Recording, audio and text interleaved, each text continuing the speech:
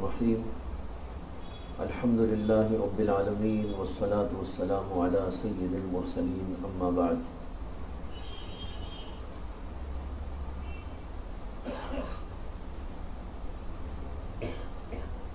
ہم لوگ آپ لوگ بہت سارے اعمال کرتے رہتے ہیں، یہ اللہ کی توفیق سے ہے۔ نماز، ذکر، تلاوت،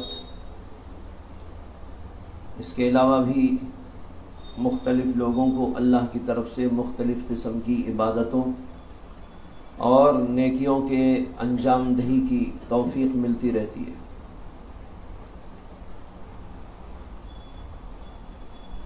اس سلسلے میں مجھے ایک بات کی طرف آپ حضرات کی توجہ مبذول کرانی ہے،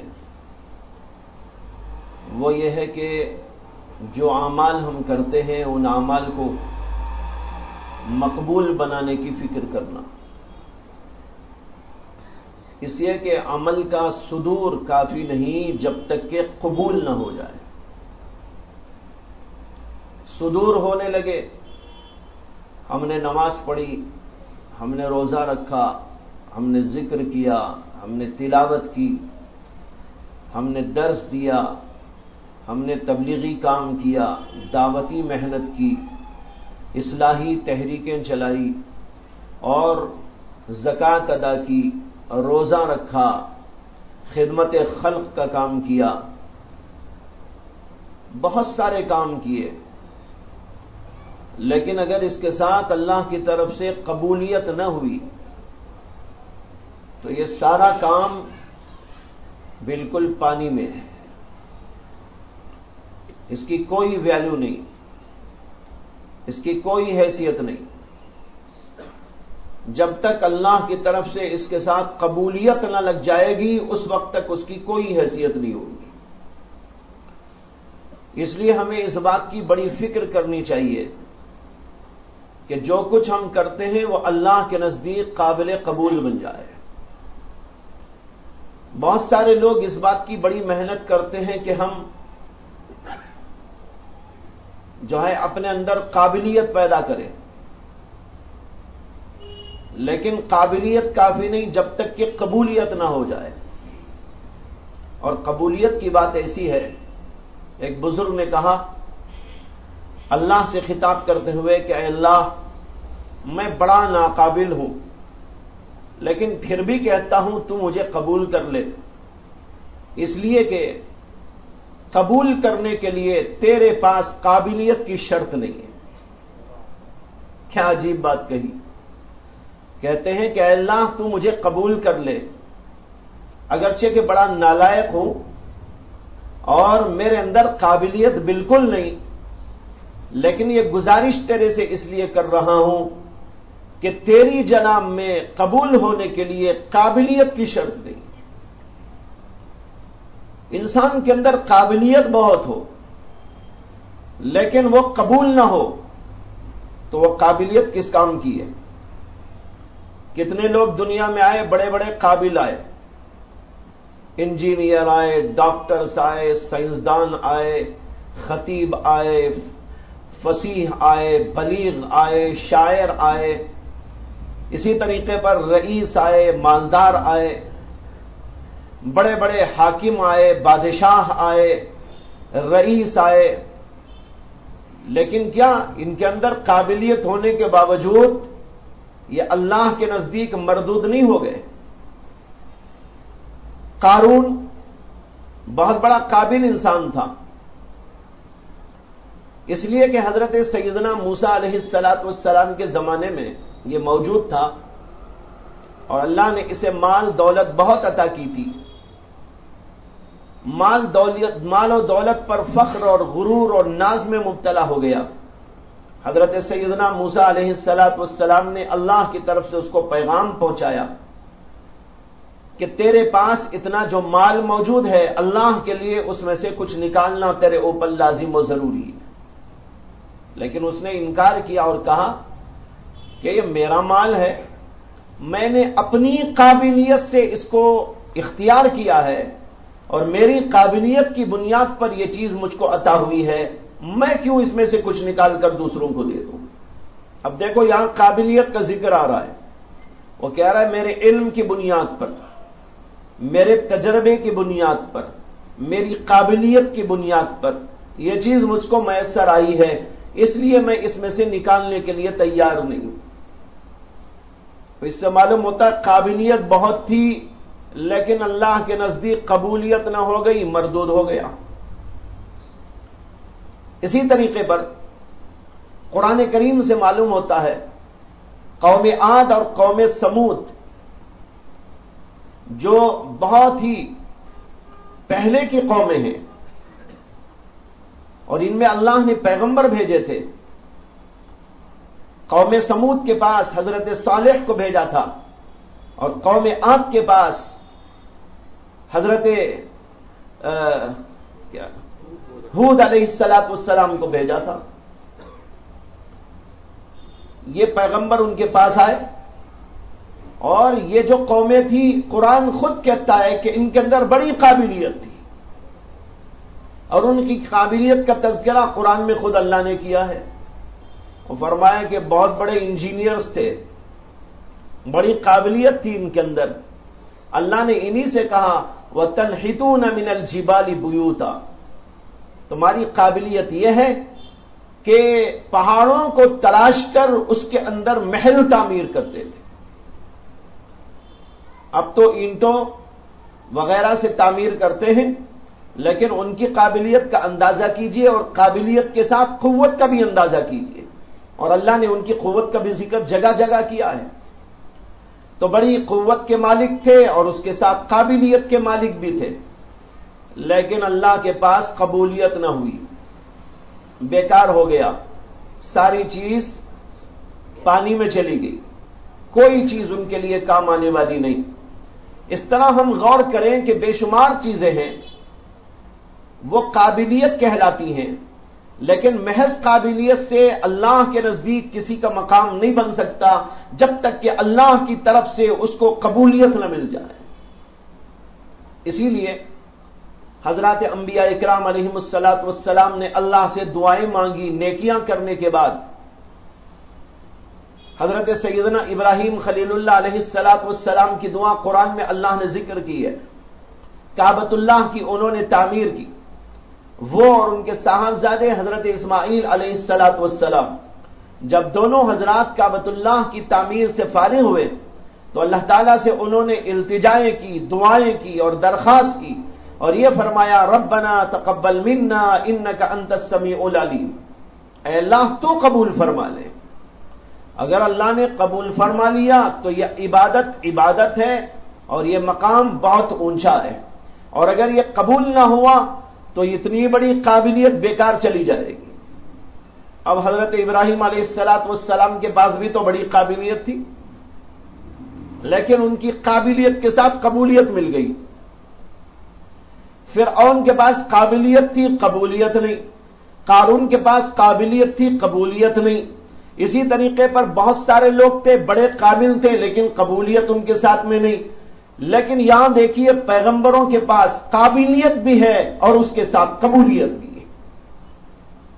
ہر پیغمبر اللہ کا آیا صاحب کمال بن کر، ظاہری کمال، باطنی کمال، صورت کا کمال، سیرت کا کمال، ہر طرح کا کمال لے کر آیا، لیکن صرف یہ ظاہری کمال یا باطنی کمال اور یہ قابلیتیں کافی نہیں تھی، اللہ کی طرف سے قبولیت ضروری تھی، اس لیے پیغمبروں نے اس کی طرف توجہ دلائی۔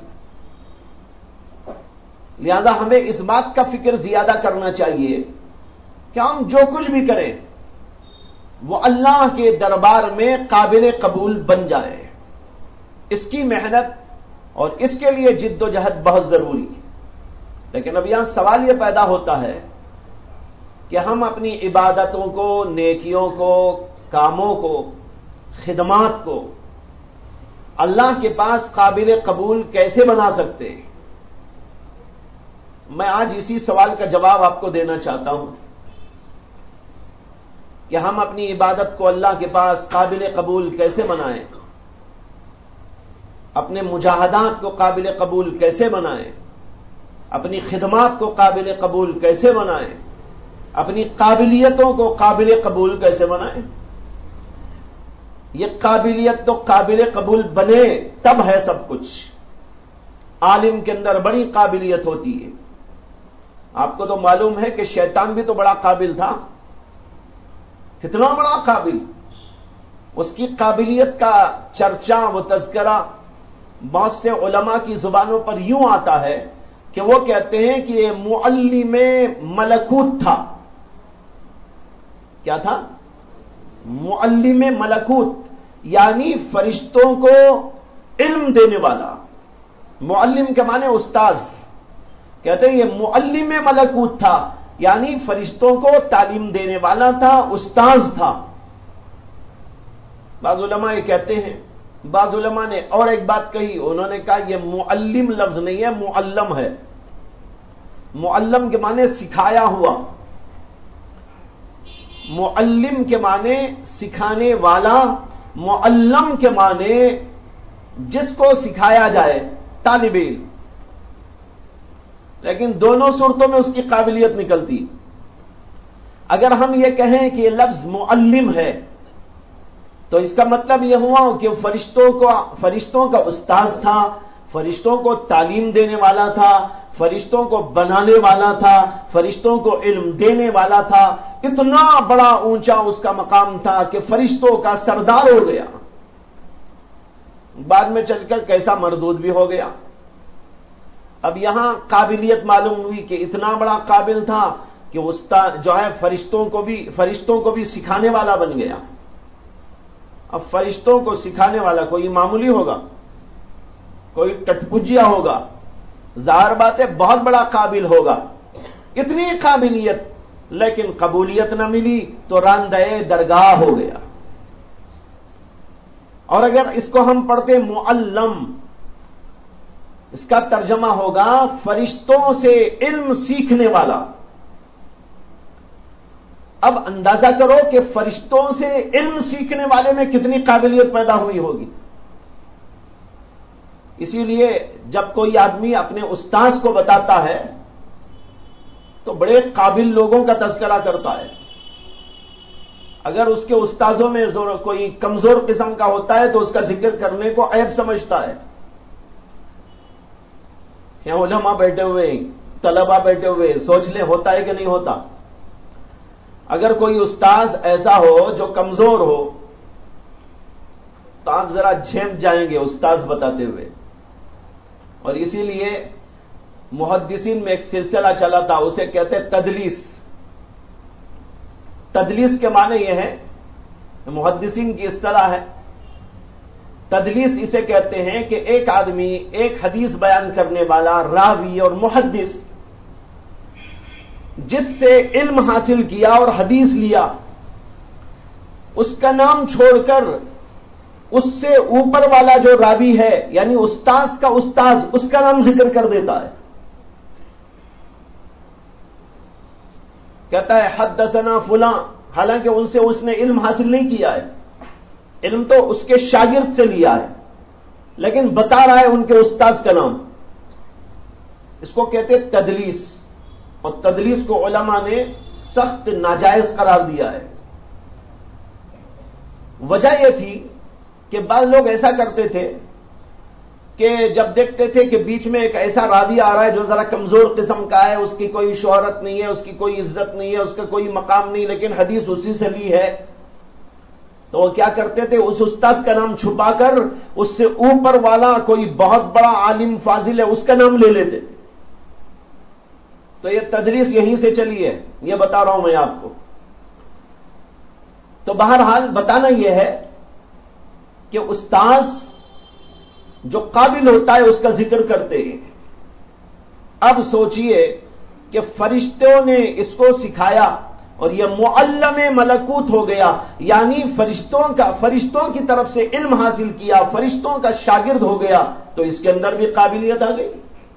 تو معلوم ہوا یہ ابلیس ہر طرح قابل تھا لیکن مقبولیت نہیں تھی، راندہ درگاہ بن گیا، اور آج تک اس کے اوپر ہر آدمی، ہر مخلوق لعنت کرتی ہے۔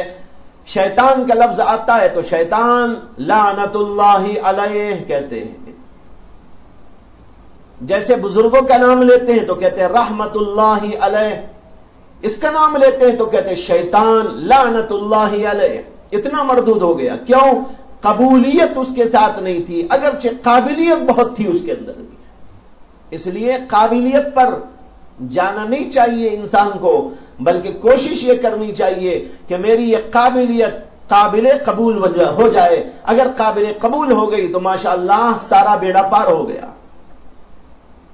تو اب سوال یہ ہے کہ ہم قابل قبول کیسے بنے، ہماری قابلیت قابل قبول کیسے بنے، ہماری خدمتیں قابل قبول کیسے بنے، ہماری استاذی، ہماری شاگردی، ہماری طالب علمی، ہمارا پڑھنا، ہمارا لکھنا، ہماری عبادتیں، ہمارا ہر کام سب کا سب اللہ کے نزدیک قابل قبول بن جائے، اس کے لیے کیا اصول ہے، کیا ضابطہ ہے، کیا طریقہ ہے؟ تو بھائیو، اس کے لیے مجھے 3 باتیں اس وقت عرض کرنی ہے آپ سے۔ 3 اصول ہیں کہ اللہ کے نزدیک ہم قابل قبول بنے۔ عبادت، ریاضت، مجاہدہ، خدمت، جو کچھ ہم کریں وہ سب قابل قبول بنے۔ 3 اصول یہ ہیں کہ سب سے پہلے تو یہ ہے کہ اخلاص ہونا چاہیے، دوسرا یہ ہے کہ تواضع ہونا چاہیے، اور تیسرا یہ ہے کہ معال کی فکر اور اس کے بارے میں خدشہ ہونا چاہیے۔ یہ پہلے آپ لوگ یاد کر لیں، ذہن میں بٹھا لیں، تفصیل عرض کروں گا۔ پہلی چیز اخلاص، دوسری چیز تواضع، تیسری چیز معال یعنی آگے کے حالات کے بارے میں فکر مندی، نتیجہ کیا ہوگا، میرا مستقبل کیا ہوگا، اللہ کے پاس میرا کیا بنے گا، کیا نہ بنے گا، جنت میں جاؤں گا کہ دوزخ میں جاؤں گا، یہ فکر لگی رہے، اس کو کہتے ہیں فکر معال۔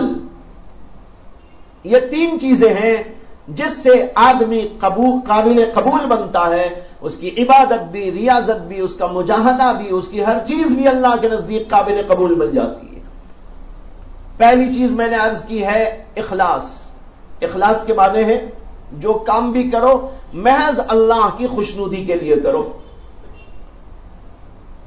اب ہمارے پاس قابلیت تھی کوئی بہت بڑی، اس قابلیت کو ہم نے استعمال کیا لیکن اس میں اخلاص نہیں ہے۔ مثلا عالم نے اپنی قابلیت کا استعمال کیا، بہت کچھ اپنے علم کی بنیاد پر کیا، لیکن اس کے ساتھ اس کے اندر اخلاص نہیں تھا، صرف اللہ کو پانے کا جذبہ نہیں تھا، اللہ کو راضی کرنے کا جذبہ نہیں تھا، بلکہ اس کے ساتھ دنیا کا کوئی مفاد شامل ہو گیا، وہ مفاد کسی بھی قسم کا ہو، مال کا، پیسے کا، عزت کا، ناموری کا، شہرت کا، یا اور کسی قسم کا، کسی بھی قسم کا خیال و جذبہ آ کر اس نے اگر اپنی علم اور اپنی قابلیت کو استعمال کیا ہے، اخلاص اس کے اندر نہیں ہے، تو کبھی وہ قابل قبول نہیں ہو سکتا۔ اس لیے سب سے پہلی چیز ہے اخلاص۔ حدیث میں اسی لیے فرمایا گیا انما الاعمال بالنیات، اعمال کا دار و مدار نیتوں پر ہے۔ آدمی کبھی چھوٹی موٹی عبادت کرتا ہے، اخلاص کی بنیاد پر قابل قبول ہو جاتا ہے، اور ایک آدمی بڑی سے بڑی خدمت کرتا ہے، بڑا سے بڑا کام کرتا ہے، لیکن اخلاص نہ ہونے کی وجہ سے اللہ کے نزدیک بالکل ناقابل قبول ہو جاتا ہے۔ یہ بہت بڑی چیز ہے جس کو کہتے ہیں اخلاص، للہیت، اللہ کو خوش کرنے کا جذبہ۔ اگر یہ آ گیا تو بھائی ہماری چھوٹی سے چھوٹی عبادت، چھوٹا سا چھوٹا بھی کام ہو، اللہ قبول کر لے گا۔ ذرا سوچئے، غور کیجئے کہ ایک آدمی اگر کسی کے پاس آتا جاتا ہے، مثلا سمجھو کہ استاذ ہے یا اور کوئی اس کا بڑا ہے، اس کی خدمت میں آتا ہے، اس کی خدمت کرتا ہے اور بہت ساری چیزوں میں جو ہے اس کا تعاون کرتا ہے، کچھ بھی بہرحال اسے جو ہے اس سے بڑا انس و تعلق جتاتا رہتا ہے، اس کی خدمت۔ لیکن اس آنے وہ جانے اور خدمت کرنے ان ساری چیزوں کے پیچھے اگر یہ جذبہ ہو کہ یہ میرا استاذ ہے، میرا استاذ میرے سے خوش ہو جائے بس، تب تو ہے ٹھیک. لیکن اگر خدا نہ خواستہ اس کے ذہن میں کچھ اور رہا، استاذ خوش ہو نہ ہو لیکن میرے آنے جانے سے میرا فلاں کام بن جائے، یہ اس کی نیت ہے. اگر یہ نیت استاذ کو معلوم ہو گئی، یہاں اگر بولنا اس لیے پڑ رہا ہے کہ وہ تو انسان ہے، اس لیے اگر مگر چلے گا یہاں پر. اگر استاذ کو معلوم ہو گیا یہ طالب علم میری جو خدمت کر رہا ہے یہ میری رضا اور خوشی کے لیے نہیں ہے، مجھے خوش کرنا یہ نہیں چاہتا ہے، بلکہ اس کے بیک گراؤنڈ میں کوئی اور اس کا مقصد پوشیدہ ہے، وہ اس لیے میرے پاس آ رہا ہے جا رہا ہے. اگر استاذ کو معلوم ہو گیا تو کیا استاذ اس سے پھر دوبارہ خدمت لے گا؟ اور پھر یہ ہے کہ اس کی خدمت سے خوش ہوگا یا اس کو وہاں سے نکال ڈالے گا؟ سوچئے کیا خیال ہے؟ یہ تو کوئی ڈینجر مخلوق ہے، کوئی ڈینجر مخلوق ہے. بہت جذبہ دکھا رہا ہے، بڑی خدمت کے لیے آ رہا ہے، جب دیکھو خدمت کے لیے حاضر ہو جا رہا ہے، لیکن اس کے پیچھے کوئی اور مقصد ہے، اس کے لیے آ رہا ہے. استاذ کو پتہ چل گیا تو بس جناب وہیں سے وہ راندہ درگاہ ہو گیا. لیکن کبھی استاذ کو یہ معلوم ہوتا ہے، کبھی نہیں ہوتا، اس لیے کہ وہ عالم الغیب نہیں ہے. استاذ کو معلوم ہو بھی سکتا ہے، استاذ کو کبھی معلوم زندگی بھر نہیں ہو سکتا، ایسا بھی ہو سکتا ہے. ابھی قریب میں ایک سفر تھا، اس سفر میں مولانا خالد بیگ ندوی صاحب سے ملاقات تھی، ایک مجلس تھی، علماء بھی وہاں بہت سارے جڑ گئے تھے، کچھ بات چیت کا موقع تھا اس سے وہاں جڑے ہوئے تھے. اسی میں انہوں نے ایک بات سنائی. آپ کو یاد ہوگا، بہت سے لوگوں کو، نوجوانوں کو تو شاید، بہت نوجوانوں کو تو یاد نہیں ہوگا، جو جوان ہے شاید ان کو یاد ہو، جو نو نہ ہو، جو نوجوان نہ ہو ان کو شاید یاد ہو سکتا ہے. وہ یہ کہ چند سال پہلے دارالعلوم ندوۃ العلماء پر جو ہے چھاپا مارا گیا تھا. یہ تھا حضرت مولانا ابو الحسن علی ندوی رحمت اللہ علیہ کا دور. بڑا ہنگامہ ہوا، پوری دنیا میں ہنگامہ ہوا، یہاں کی حکومت کی طرف سے یہ سب ہوئی باتیں. انہوں نے مجھے اس وقت بتایا کہ یہ جو ہوا واقعہ، یہ واقعہ ایک ایسے شخص کی طرف سے ہوا اور اس کے تعاون سے ہوا جو حضرت مولانا ابو الحسن علی ندوی رحمت اللہ علیہ کے بہت قریب رہتا تھا، ہر وقت حاضر باش، خدمت کے لیے ایسا جذبہ. حضرت بھی اس کے اوپر بڑا اعتماد کرتے تھے. بعد میں یہ پتا چلا کہ یہ تو دراصل اس مقصد سے یہاں ٹھہرا ہوا تھا کہ یہاں کے حالات اور یہاں کی چیزوں کے بارے میں دوسرے لوگوں کی مخبری کیا کرے. اب دیکھو یہ مقصد سامنے آ گیا اس کا، یہ میری خدمت کے لیے آ رہا ہے، بڑا جوش دکھا رہا ہے، بڑا جذبہ دکھا رہا ہے، لیکن یہ ہے اس کے پیچھے مقصد. تو کیا اس کو پھر وہاں رکھا جائے گا؟ کبھی نہیں رکھا جا سکتا. یہ تو خیر ڈینجر مقصد ہے، ڈینجر نہیں، کوئی اور مقصد بھی ہو، دنیا کا کوئی مقصد، پیسے کا، کوئی اور اس طرح کا، تب بھی وہ استاذ کبھی اس کو اپنے قریب نہیں بلائے گا کہ بھئی یہ کیا میری خدمت کر رہا ہے، میری خوشنودی کے لیے نہیں، یہ تو اپنے چکر میں ہے. تو کبھی استاذ کو یہ بات معلوم ہوتی ہے، کبھی معلوم نہیں ہوتی، اور یوں ہی رہتا ہے، اس لیے کہ وہ عالم الغیب نہیں. لیکن یہاں سوچنے کے لیے میں کہنا چاہتا ہوں، دعوت فکر آپ کو دے رہا ہوں، ہم جس اللہ کی عبادت کرتے ہیں، ہم جس اللہ کے لیے کوئی کام کرتے ہیں، وہ ہمارا خدا ایسا ہے جو ہماری ہر چیز کو ہمامت جانتا ہے. کوئی وقت ایسا نہیں کہ اللہ نہ جانتا ہو. لا يعزب عنه مثقال ذرة في السماوات والارض، زمین و آسمان میں کوئی رتی برابر چیز ایسی نہیں ہے کہ اللہ کی آنکھیں وہاں پر نہ دیکھ رہی ہو. ہر چیز اللہ کے سامنے آشکارا ہے. تو پھر یہاں اگر مگر کا قصہ ہی نہیں ہے. اگر اللہ کو معلوم ہوا تو کیا ہوگا؟ ایسا بول سکتے ہیں؟ استاذ کے بارے میں تو بول سکتے ہیں اگر استاذ کو پتا چل گیا تو، لیکن بھائی اللہ کے بارے میں یہ اگر مگر کا قصہ ہے ہی نہیں، وہاں تو یہ ہے اللہ کو معلوم ہی ہے۔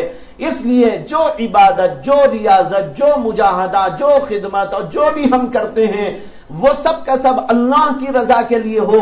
اگر ہم نے اللہ کی رضا کے لیے نہیں کیا تو ہمارے خدا کو معلوم ہی ہے کہ یہ میرا بندہ نہیں ہے، یہ پیسے کا بندہ ہے، یہ شہرت کا بندہ ہے، یہ بندوں کا بندہ ہے، یہ میرا بندہ نہیں ہے، اسے تو معلوم ہی ہے۔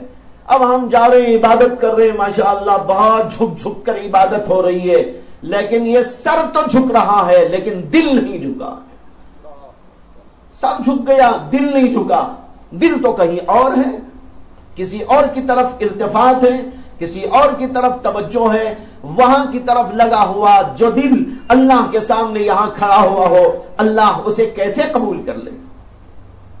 اس لیے سب سے بڑی بات یہ ہے کہ ہم جو بھی کریں وہ اللہ کے لیے کریں۔ اب اس میں اگر ہماری عبادت یا جو بھی ہم کرتے ہیں وہ چھوٹا موٹا کچھ بھی ہو، کوئی مذائقہ نہیں، اگر اخلاص موجود ہے تو انشاءاللہ اللہ کے ہاں قابل قبول ہوگا۔ ایک آدمی بہت بڑی خدمت کرے لیکن اس کے اندر اخلاص نہ ہو تو بیکار ہو جائے گا۔ حدیث موجود ہے اس سلسلے میں، مشہور ہے، معروف ہے، بہت دفعہ سنی سنائی گئی ہے۔ اللہ کے نبی علیہ الصلوۃ والسلام نے فرمایا کہ قیامت کے میدان میں اللہ کے سامنے سب سے پہلے جن کو پیش کیا جائے گا وہ 3 آدمی ہیں، ایک عالم قاری قرآن، اور دوسرا سخی داتا، اور تیسرا اللہ کے راستے میں شہید ہونے والا۔ اللہ کے ہاں ان کو بلایا جائے گا اور پوچھا جائے گا، عالم سے پوچھا جائے گا کہ تم نے کیا کیا، ہم نے تمہیں علم سے نوازا تھا۔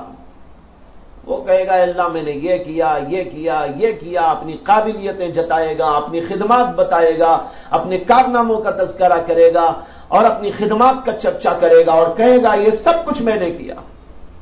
حدیث میں ہے اللہ کے نبی صلی اللہ علیہ وسلم نے فرمایا کہ اللہ یہ باتیں سن کر اس کو جواب دیں گے اور کہیں گے یہ سب تو نے کیا تھا لیقال انک عالم، تو نے تو اس لیے کیا تھا کہ دنیا میں تیرا نام ہو جائے، اتنا بڑا علامہ ہے، اتنا بڑا قابل آدمی ہے، ایسی قابلیتیں ہیں، ایسی صلاحیتیں ہیں، ایسا مصنف ہے، ایسا محقق ہے، ایسا مدقق ہے، یہ خدمت کر رہا ہے، وہ خدمت کر رہا ہے، یہ تذکرہ یہ چرچا تو دنیا میں چاہتا تھا، یہ دنیا میں تجھ کو دے دیا گیا، ہمارے پاس کچھ نہیں۔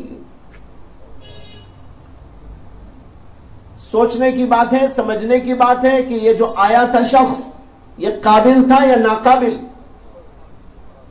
دیکھیے کتنا بڑا قابل ہے، مفسر ہے، محدث ہے، فقیہ ہے، مجتہد ہے، مصنف ہے، مدقق ہے، بڑا ریسرچر ہے، سب کچھ ہے، لیکن اللہ کے لیے کام نہیں کیا، اسے کہہ دیا جائے گا کہ تجھے ہمارے پاس کوئی اجر نہیں۔ اور حدیث میں اللہ کے نبی صلی اللہ علیہ وسلم اس کے بعد کہتے ہیں کہا جائے گا فرشتوں کو کہ اس کو لے جاؤ اور جہنم میں اوندھا منہ ڈال دو، گھسیٹ کے لے جا کے ڈال دیا جائے گا۔ یہی حال سخی داتا کا ہوگا جسے اللہ نے مال دولت کے انبار دیے تھے، دہانے کھول دیے تھے، اس سے پوچھا جائے گا کہ تو کیا کر کے آیا، وہ بھی اپنی کارروائیاں سنائے گا، اپنی خدمات کا ذکر کرے گا اور اپنے جو ہے مختلف قسم کے کام دھاموں کا تذکرہ کرے گا، اللہ میں نے یہ کیا اور یہ کیا اور یہ کیا، مسجدیں بنائی، مدرسے بنائے، کنویں کھدوائے، ہاسپٹل تیار کیے اور غریبوں کی امداد کی اور یہ کیا اور وہ کیا۔ اس سے بھی کہا جائے گا سب کچھ کیا، اس میں کیا اشکال ہے، لیکن کس لیے کیا؟ سوال یہ ہے، سوال یہ نہیں ہے کہ کیا کیا، سوال یہ ہے کہ کس لیے کیا۔ کہا جائے گا تو نے کیا تھا اس لیے کیا تھا کہ تجھ کو کہا جائے کہ دنیا میں بہت بڑا سخی داتا ہے، یہ دنیا میں مل گیا، ہمارے پاس کچھ اجر و ثواب نہیں۔ تیسرا آدمی وہ جو اللہ کے راستے میں نکلا جہاد کرنے اور کافروں سے لڑتے لڑتے لڑتے لڑتے اپنے خون کا آخری قطرہ بہا کر اللہ کے راستے میں شہید ہو گیا۔ اس سے بھی پوچھا جائے گا اور اسے بھی جواب یہ دیا جائے گا سب کچھ کیا لیکن اس لیے کیا تھا کہ دنیا میں تیرا نام بہادر ہو جائے، شجاع ہو جائے، پہلوانی تیری لوگوں کے اندر جو ہے اس کا چرچا کیا جائے، سب کچھ دنیا میں مل گیا، ہمارے پاس کچھ نہیں۔ یہ تینوں خدمات جو اس کے اندر بتائی گئی یہ بڑی بڑی اور عظیم الشان خدمات ہیں، معمولی نہیں ہیں۔ علم عالم کا، سخاوت اس سخی کی، اور یہ شہادت اس شہید کی، یہ تینوں کی تینوں چیزیں اعلیٰ درجے کی بہت بھاری بھاری ہیں، لیکن اس کے ساتھ اخلاص نہ ہونے کی وجہ سے مردود ہو گئی، اللہ کے دربار میں قابل قبول نہیں ہوئی۔ اس کے مقابلے میں ایک اور حدیث آئی ہے جس کے اندر 3 ایسی باتوں کا ذکر آیا، اور وہ چھوٹی چھوٹی عبادتیں، چھوٹے چھوٹے کام ہیں، کوئی بہت بڑے اس کے مقابلے میں نہیں ہے، لیکن اس کے ساتھ اخلاص ہونے کی وجہ سے اللہ کے ہاں قابل قبول ہو گئی۔ اس کا ذکر بھی حدیث میں ہے بخاری شریف میں۔ اللہ کے نبی علیہ الصلوۃ والسلام نے فرمایا کہ پرانے زمانے کے لوگوں میں 3 آدمی کسی ضرورت سے ایک علاقے میں جا رہے تھے، جنگل کا علاقہ تھا، پہاڑی علاقہ تھا، چل رہے تھے کہ درمیان میں بارش ہونے لگی بہت زور کی، تو انہوں نے سوچا کہیں پناہ لینی چاہیے کسی سائے میں۔ دیکھا تو وہاں کوئی سایہ نظر نہیں آیا سوائے اس کے کہ ایک پہاڑ، اور پہاڑ کے اندر ایک غار۔ انہوں نے کہا چلو پہاڑ میں بیٹھ جائیں، پہاڑ کے غار میں چلیں۔ تینوں آدمی پہاڑ کے غار میں اس انتظار میں جا کے بیٹھے کہ بارش ختم ہوگی تو چلیں گے، لیکن ہوا یہ کہ تیز تیز ہوائیں چل رہی تھی، زوردار بارش ہو رہی تھی۔ تیز تیز ہواؤں اور زوردار بارش کے نتیجے میں اوپر سے ایک چٹان ڈھلک کے آئی اور غار کے بالکل منہ پہ آ کے یوں کھڑی ہو گئی۔ کوئی معمولی نہیں، پہاڑ کی چٹان، پتہ نہیں کیسی ہوگی، 1000 آدمی اٹھا سکے یا 2000 یا وہ بھی نہ اٹھا سکے، ایسی زبردست قسم کی چٹان اوپر سے سرک کے آئی، پھسل کے، اور بالکل غار کے اوپر دروازے پہ کھڑی ہو گئی، جس کا نتیجہ یہ ہے کہ یہ لوگ باہر نہیں نکل سکتے، اندھیرا گھپ اندر، اور پھر جو ہے نہ کھانے کا سامان نہ پینے کا کوئی نظام۔ یہ صورتحال ظاہر بات ہے انسان کو جس قدر پریشانی میں اور اذیت و تکلیف میں مبتلا کر سکتی ہے، ہم بھی تھوڑا بہت اس کا تصور کر سکتے ہیں۔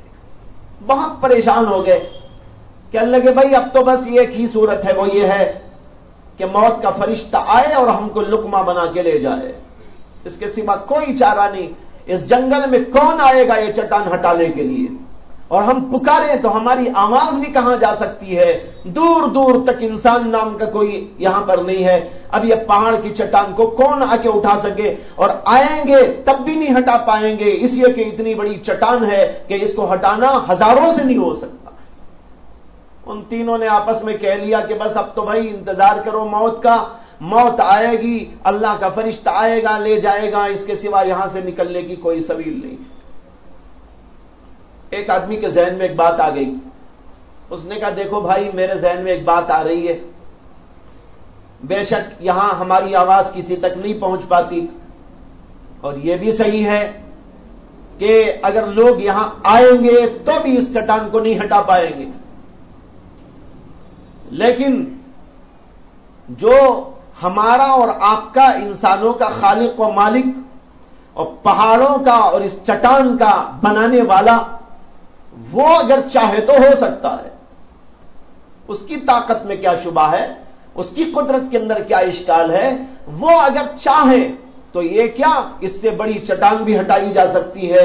اس لیے ہم کسی انسان کے پکارنے کے قابل تو نہیں ہیں، لیکن اپنے مالک کو تو پکارنے کے قابل ہیں، اس لیے اللہ کو پکارو۔ اس سے بھی بڑا سبق ہم کو مل رہا ہے۔ بہت سارے لوگ اپنی حاجات کو، اپنی ضروریات کو اللہ کے سامنے اس انداز سے نہیں پیش کرتے جیسے کہ پیش کرنا چاہیے۔ جو ذوق اور جو شوق اور اس کے ساتھ جو ایمان اور جو یقین ہونا چاہیے اور اس کے ساتھ جو جذبہ ہونا چاہیے، اس انداز سے اللہ کے سامنے اپنی حاجات کو، ضرورت کو پیش نہیں کرتے، بلکہ اللہ کے سامنے تو سرسری پیش کرتے ہیں، لوگوں کے سامنے سب کچھ پیش کرتے ہیں۔ سوچنا چاہیے، ہماری آواز کوئی نہیں سن سکتا، اگر سن سکتا ہے تو وہی سن سکتا ہے جو ہمارا اور آپ کا پروردگار ہے۔ اس لیے اسی کو سناؤ جو سننے والا ہے، اور سننے سے مراد ہے جو کرنے والا ہے، ورنہ خالی سننے سے کیا فائدہ؟ اور خالی سننے والے کو تو سننے والا کہتے بھی نہیں۔ مثلا ایک صاحب آپ کے سامنے بیٹھے تھے، آپ کے شاگرد یا آپ کے بیٹے، آپ نے کہا بھائی ذرا پانی لاؤ، لیکن وہ بیٹھا ہی رہا۔ آپ نے دوبارہ کہا بھائی ذرا پانی لاؤ، وہ پھر بھی اٹھ کے نہیں گیا۔ آپ نے کہا پانی لاؤ پانی، پھر بھی اٹھ کے نہیں گیا۔ تو آپ اسے سننے والا بولیں گے یا یہ بولیں گے کہ بہرا ہے؟ اصل میں سننے والا اسی کو کہتے ہیں جو سننے کے بعد عمل کرنے والا ہو۔ جو سننے کے بعد عمل نہیں کرتا، قرآن بھی اس کو سننے والا نہیں مانتا۔ قرآن میں آیتیں ہیں اس طرح کی جو بتاتی ہیں سننے والا اسی کو کہتے ہیں جو عمل کرنے والا ہو۔ میں کہنا چاہتا ہوں کہ ہمارا خدا وہ پروردگار وہی ہماری سنتا ہے، اس لیے کہ وہی کرتا ہے، اس لیے کسی اور کو کیا پکارتے ہو؟ پکارنا ہو تو اللہ ہی کو پکارو۔ ہر چھوٹی بڑی حاجت میں اللہ کو پکارنا یہ اللہ کے نبیوں کی سنت ہے، لیکن آج اس سنت کو ہم نے چھوڑ دیا ہے۔ اللہ کے سامنے گڑ گڑانا، اللہ سے مانگنا، یہ ادائیں آج ہم لوگوں سے چھوٹی ہوئی۔ تو بتایا رہا تھا کہ اس نے کہا کہ بھئی اللہ کو پکاریں گے، اور اس نے کہا کہ اگر ہم نے کچھ اللہ کے لیے اچھے کام کیے ہیں اور اخلاص کے ساتھ میں ہم نے کام کیے ہیں تو اللہ کو اس عمل کا واسطہ دے کر گزارش کریں گے کہ اے اللہ تو اس چٹان کو ہٹا دے، ہو سکتا ہے کہ اللہ ہماری بات کو سن لے اور چٹان کو ہٹا دے۔ اور اس حدیث کے اندر ان 3 آدمیوں کے بارے میں اللہ کے نبی صلی اللہ علیہ وسلم کہتے ہیں کہ ان میں سے ایک ایک آدمی اللہ سے دعا مانگنے لگا۔ ایک نے کہا کہ اے اللہ، میں نے آپ کے لیے ایک عمل خالص کیا تھا، اس کا کوئی مقصد نہیں تھا، صرف یہ تھا کہ آپ راضی ہو جائیں، آپ کی محبت میں، آپ سے ڈر کر، آپ کی خوشنودی کے لیے میں نے وہ عمل کیا، اس کے علاوہ میرا کوئی اور مقصد نہیں تھا۔ اس نے کہا کہ میری ایک جو ہے رشتہ دار بہن سے تعلقات ہو گئے تھے، میں اس کو چاہتا تھا، وہ مجھ کو چاہتی تھی۔ ایک دفعہ ایسا ہوا کہ ہم دونوں کو تنہائی کا موقع مل گیا، میں چاہتا تو اس وقت میں ہم مل سکتے تھے اور اپنی خواہشات اور لذات کو پورا کر سکتے تھے، لیکن اے اللہ وہاں پر تیرا ڈر مجھے آ گیا، اور اس ڈر کی وجہ سے صرف تجھ سے ڈر کر تیری محبت میں نے اس لڑکی کو چھوڑا اور کہا کہ میں اب کوئی غلط حرکت نہیں کرنا چاہتا، یہ صرف تیری وجہ سے میں نے کیا، اگر یہ عمل تیرے نزدیک مقبول ہو گیا ہے ذرا اس چٹان کو ہٹا دے۔ دعا یہاں ختم ہوئی اور یہاں چٹان ذرا سی ہو گئی، لیکن اب بھی اتنا راستہ نہیں بنا کہ لوگ نکل سکتے، لیکن بہرحال ذرا سی روشنی آنے لگی باہر سے۔ اس کے بعد دوسرا آدمی کھڑا ہوا اور اس نے دعا کی، اس نے کہا کہ اللہ میرا بھی ایک عمل ہے، اگر آپ کے پاس وہ قبول ہو گیا ہو تو اس کی وجہ سے، اس کی برکت سے اس چٹان کو ہٹا دیجیے۔ میرا عمل یہ تھا، اس نے کہا کہ میرے ماں باپ کو میں پہلے ترجیح دیتا تھا، اس کے بعد میری آل اولاد کو میرا معمول یہ تھا کہ میری بکریاں ان کو چرانے لے جاتا تھا، اور پھر لانے کے بعد دودھ دوہ کر سب سے پہلے والدین کی خدمت کرتا، والدین کو پلاتا، پھر اپنے بچوں کو پلاتا۔ ایک دفعہ ایسا ہوا کہ دور تک نکل گیا، واپس ہونے تک رات کا بہت حصہ ہو گیا، اور اس وجہ سے والدین سو چکے تھے۔ جب والدین سو چکے تھے تو دودھ نکال کر ان کے سرہانے لے کے کھڑا رہا، اس لیے کھڑا رہا کہ اگر بیدار کروں گا تو نیند میں خلل آئے گا، اس لیے یوں ہی کھڑا رہا کہ جو ہی ان کی آنکھ کھلے گی ان کو دودھ پیش کر دوں، اور یہ بھی تیری محبت میں، تیری رضا کے لیے میں نے کیا، اگر یہ عمل تیرے پاس قابل قبول ہے تو اے اللہ چٹان کو ہٹا دے۔ اس نے دعا کی اور یہاں چٹان اور ذرا سرک گئی. پھر تیسرا آدمی کھڑا ہوا, اس نے دعا کی اور اس نے کہا کہ میرا بھی اللہ ایک قصہ ہے. وہ ایک دفعہ گھر میں کام پڑ گیا تھا مزدوروں کا تعمیر کروانے کے لیے مزدوروں کو بلایا, صبح سے شام تک کام کروایا اور شام ہو گئی تو سب مزدوروں کو میں نے ان کی اجرت دے دی. ایک مزدور بغیر اجرت لیے یوں ہی چلا گیا, پتہ نہیں چلا کہاں گیا. اب اس کی جو اجرت تھی اس کو اٹھا کے میں چند دنوں رکھا, لیکن وہ نہیں آیا. تو بعد میں یہ خیال آیا کہ اسی مزدوری کے پیسے کو کسی کام میں لگا دیا جائے, کہیں انویسٹ کر دیا جائے.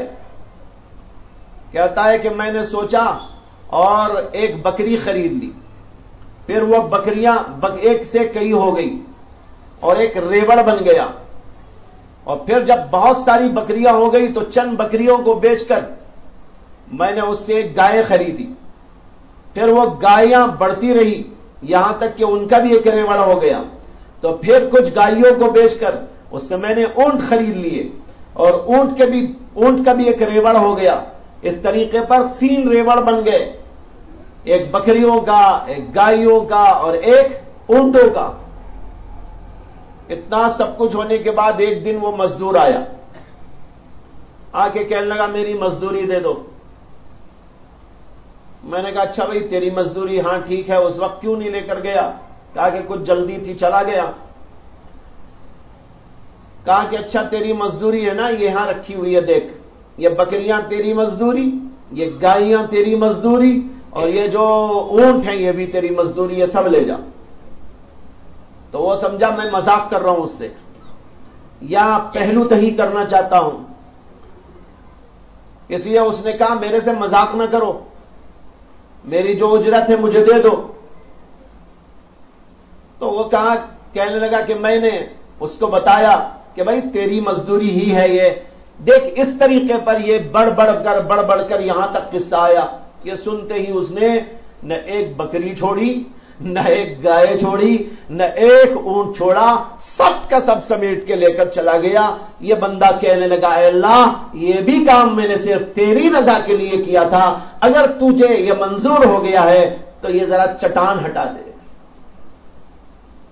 بس اتنا کہنا تھا کہ چٹان پوری طرح سرک گئی, راستہ بن گیا. اللہ کے نبی صلی اللہ علیہ وسلم کہتے ہیں کہ وہ لوگ باہر نکلے اور چلے گئے.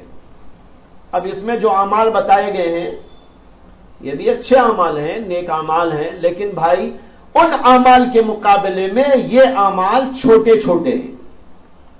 عالم کے علمی خدمات, عملی خدمات, تبلیغی و دعوتی خدمات ایک طرف ہو, اور دوسری طرف مزدوری دینے لینے کا مسئلہ, یہ کون سا بہت بڑا ہے.